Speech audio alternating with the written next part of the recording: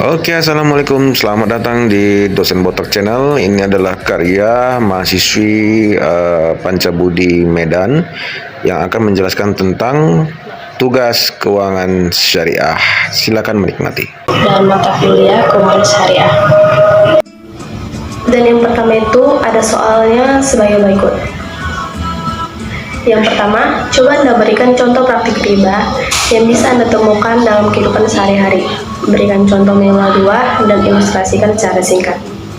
Nah, seperti jenis riba kad merupakan tambahan nilai yang diperoleh karena dilakukannya pengembalian pokok nominal hutang dengan beberapa syarat yang berasal dari pemberian hutang.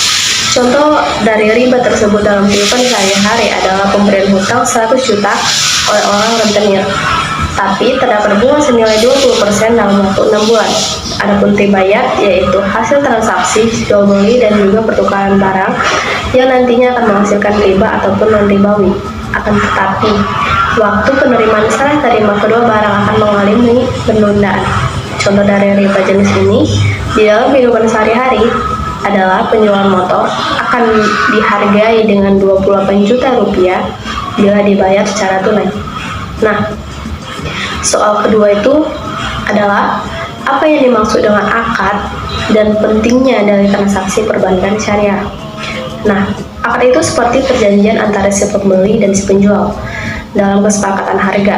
Jadi, itu sangat penting bagi transaksi syariah karena akad dapat menentukan transaksi itu sah atau tidak menurut syariat. Dan yang ketiga itu, di dunia ada beberapa ideologi dalam ilmu ekonomi. Coba jelaskan 4 poin. Dan yang pertama itu ada sistem ekonomi kapitalis. Sistem ekonomi ini memungkinkan swasta untuk memiliki seluruh faktor produksi. Keempat faktor produksi tersebut adalah pengusaha, modal, sumber daya alam, dan pekerja. Dan yang kedua itu sistem ekonomi sosialis. Sistem ekonomi sosialisme adalah sistem ekonomi yang diaturnya sepenuhnya oleh negara. Sistem ekonomi sosialis biasa disebut juga dengan sistem ekonomi yang terpusat, karena segala sesuatunya harus diatur oleh negara dan juga dikomandokan dari pusat. Dan yang ketiga, sistem ekonomi campuran adalah sistem yang menggabungkan karakteristik pasar, kebijakan, dan ekonomi tradisional. Sistem ini juga memiliki beberapa karakteristik kebijakan ekonomi di bidang strategis. Hal ini dimaksudkan agar pemerintah dapat melindungi rakyat dan mekanisme pasarnya. Dan yang terakhir, ilmu atau sistem ekonomi syariah adalah sistem ekonomi yang mengimplementasikan nilai dari prinsip dasar syariah, bersumber dari ajaran agama Islam, nilai dari prinsip syariah yang berlaku universal dalam segala aspek kehidupan, termasuk dalam kegiatan ekonomi dan keuangan. Dan yang keempat, soal keempat itu adalah coba Anda jelaskan apa itu DPS dan DCN, lalu apa fungsi dan peran dari dua lembaga tersebut dalam keuangan syariah di Indonesia. Nah, yang pertama itu Dewan Pengawas Syariah adalah badan yang bertugas memberi nasihat dari saran kepada pimpinan serta memonitor aktivitas dari lembaga keuangan syariah atau LKS tersebut agar sesuai dengan prinsip syariah, bank syariah maupun bank konvensional yang memasarkan produk, layanan atau jasa maupun unit usaha dalam bentuk syariah. Wajib hukumnya untuk membentuk badan pengawas syariah. Dan yang kedua itu ada Dewan Syariah Nasional, adalah dewan yang dibentuk oleh Majelis Ulama Indonesia yang bertugas dalam memiliki kewenangan untuk menetapkan fatwa tentang produk, jasa, dan kegiatan bank yang melakukan kegiatan usaha berdasarkan syariah. Dewan Syariah Nasional merupakan bagian dari Majelis Ulama Indonesia. Dan soal yang terakhir itu, coba Anda jelaskan secara rinci apa perbedaan konvensional dengan perbankan syariah beserta sistem kerja produk-produknya.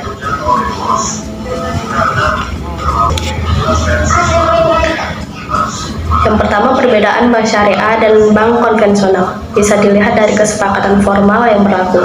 Dalam hal ini, bank konvensional umumnya melakukan perjanjian secara umum nasional, sedangkan bank syariah melakukan akad dengan disertai oleh hukum Islam. Dan yang Kedua, sistem kerja bank konvensional meminjamkan uang dengan bunga, sementara menyalurkan pembiayaan tunai, pembiayaan berjalan atau pembiayaan modal kerja, tidak dibuat kesepakatan untuk pertukaran barang dan jasa. Bank konvensional menggunakan uang sebagai komoditas yang menyebabkan inflasi. Dan yang ketiga, produk dari perbankan konvensional, yaitu giro, tabungan, deposito, kredit, dan lainnya. Sedangkan produk dari perbankan syariah yaitu tabungan syariah, deposito syariah, gadai syariah, pinjaman syariah, dan giro syariah. Baik, sekian dari pertanyaan dan jawaban UTS saya. Saya ucapkan terima kasih. Haus akan belayar di wajahmu. Selamat pagi, perkenalkan nama saya Mira Herlina Simamora, NPM saya 1915310427. Saya dari kelas 7 reguler 1 klaster 2 Keuangan A. Mata kuliah Keuangan Syariah, dosen Bapak Syahrial Hasanuddin Toha. Di sini saya akan menjawab UTS melalui video, yaitu yang pertama, contoh praktik riba yang biasa ditemui dalam kehidupan sehari-hari, yaitu misalnya ketika kita membeli sepeda motor dengan harga satu unitnya sekitar 20 juta, namun karena kita beli kredit jadi harganya berubah menjadi 25 juta. Lalu yang kedua, penukaran sepeda motor fiction dengan Honda Beat. Walaupun Honda Beat tersebut memiliki nilai lebih, namun tetap saja tergolongkan riba. Yang kedua, apa yang dimaksud dengan akad dan apa pentingnya transaksi perbankan syariah? Akad adalah hubungan atau keterikatan antara ijab dan qabul atas diskursus yang dibenarkan oleh syara dan berimplikasi pada hukum tertentu. Akadnya yang penting dalam perbankan syariah adalah terciptanya transaksi yang saling menguntungkan antara nasabah dengan bank, yang mana sebelum terjadi transaksi telah terjadi kesepakatan antara nasabah dan bank, maka karena itu tidak ada pihak yang merasa dirugikan. Yang ketiga, di dunia ada beberapa ideologi dalam ilmu ekonomi. Coba jelaskan 4 poin di bawah ini. Yang pertama, ilmu ekonomi kapitalis. Sistem ekonomi kapitalis adalah sistem yang memberikan kebebasan penuh pada semua orang untuk melakukan kegiatan ekonomi untuk memperoleh keuntungan. Setiap individu memiliki hak penuh untuk mengambil manfaat atas harta atau kekayaannya sebagai alat produksi dan usaha. Yang kedua, ilmu ekonomi sosialitas. Sosialisme adalah suatu sistem perekonomian yang memberikan kebebasan yang cukup besar kepada setiap orang untuk melaksanakan kegiatan ekonomi, tetapi dengan campur tangan pemerintah. Yang ketiga, ilmu ekonomi campuran. Ilmu ekonomi campuran adalah sistem perekonomian yang menggabungkan sistem ekonomi pasar dan sistem ekonomi terencana. Dalam sistem ekonomi muatan, pemerintah turut serta dalam mengelola ekonomi melalui penguasaan modal barang, sumber daya, pembuatan kebijakan ekonomi, dan pengawasan sektor swasta. Yang keempat, ilmu ekonomi syariah. Ekonomi syariah adalah sistem ekonomi yang mengimplementasikan nilai dan prinsip dasar syariah bersumber dari ajaran agama, nilai Islam, dan prinsip syariah yang berlaku universal dalam segala aspek kehidupan, termasuk dalam kegiatan ekonomi dan keuangan. Yang keempat, Dewan Pengawas Syariah adalah badan yang bertugas memberikan nasihat dan saran kepada pimpinan serta memantau kegiatan dari lembaga keuangan syariah atau LKS. Sesuai dengan prinsip syariah, bank syariah maupun bank konvensional yang memasarkan produk, layanan jasa maupun unit usaha dalam bentuk syariah, wajib hukumnya untuk membentuk badan pengawas syariah. Jika dilihat dari segi hukumnya, lembaga DPS ini ditunjuk langsung melalui rapat umum pemegang saham atau RUPS dengan adanya rekomendasi dari MUI atau Majelis Ulama Indonesia. Fungsi Dewan Pengawas Syariah yang utama yaitu menjamin segala kebijakan tentang produk syariah di suatu perusahaan berjalan sesuai dengan prinsip syariah. Fungsi lainnya adalah melaksanakan pengembangan produk atau jasa yang akan dilaporkan kepada DSN untuk mengantongi fatwa DSN. Kendati demikian, yang pertama, Dewan Syariah Nasional adalah dewan yang dibentuk oleh Majelis Ulama Indonesia yang bertugas dan memiliki kewenangan menetapkan fakta tentang produk, jasa, dan kegiatan bank yang melakukan kegiatan usaha berdasarkan prinsip syariah.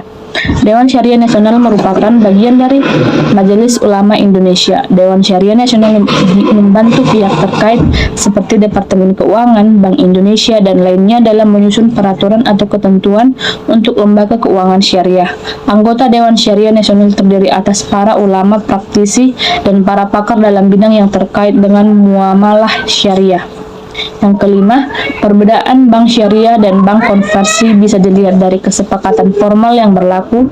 Dalam hal ini, konversi bank umumnya melakukan perjanjian secara hukum nasional, sedangkan bank syariah melakukan akad dengan disertai oleh hukum Islam. Cara kerja bank syariah adalah prinsip syariah ialah perjanjian menurut hukum Islam yang terjadi antara pihak bank dengan pihak lain guna menyimpan dana dan atau melakukan pembiayaan aktivitas usaha maupun kegiatan lainnya sesuai syariah. Konvensi bank meminjamkan uang dengan bunga, sementara membiayai pembayaran tunai, pembiayaan berjalan atau membiayai modal kerja. Tidak membuat kesepakatan untuk menukar barang atau jasa.